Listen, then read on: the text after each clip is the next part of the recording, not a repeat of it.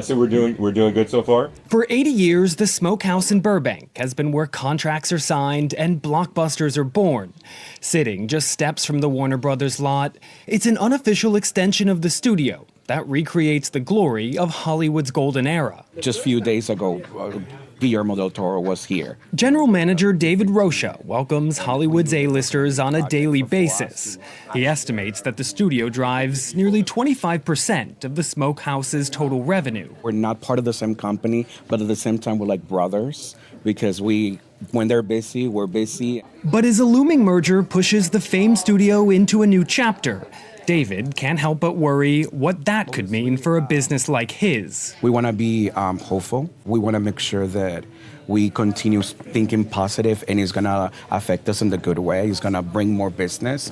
It's not just David wondering what the $111 billion acquisition of Warner Brothers Discovery will mean for Hollywood. After a months-long bidding war, the studio and its catalog are set to be acquired by Paramount Skydance in a deal backed by funding from its CEO, David Ellison, and his tech titan father, Larry. The Ellisons are tech bros at heart.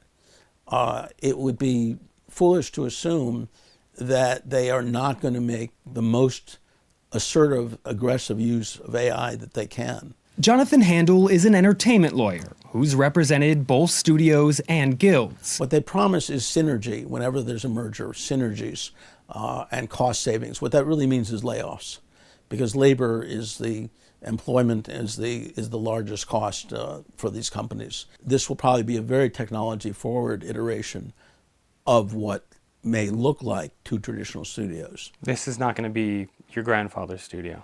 It depends how tech-savvy your grandfather is.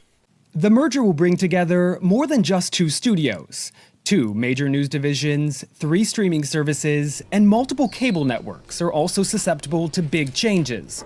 But before that can be done, Paramount's executives need to get the sign-off from regulators. Larry Ellison is great, and his son David is great. They're friends of mine. President Donald Trump and his administration have appeared favorable to the sale. But closer to home, California's Attorney General Rob Bonta has cited antitrust concerns and says together with several other states' attorneys general, there will be a rigorous review. We've met with all the Democratic state AGs. We've met with the Republican AGs. Still, Paramount CEO David Ellison says he's confident that he can convince them the merger is fair. Whether or not they can slow us down, as I said, we could technically close tomorrow, but also at the end of the day, we're all governed by the law. And the reality of this is there is nothing in this transaction that trips anything that would create cause for concern. With the clock ticking to get the deal done in 6 to 18 months, the Smokehouse's Timeless Bar remains a popular hangout for Warner Brothers employees.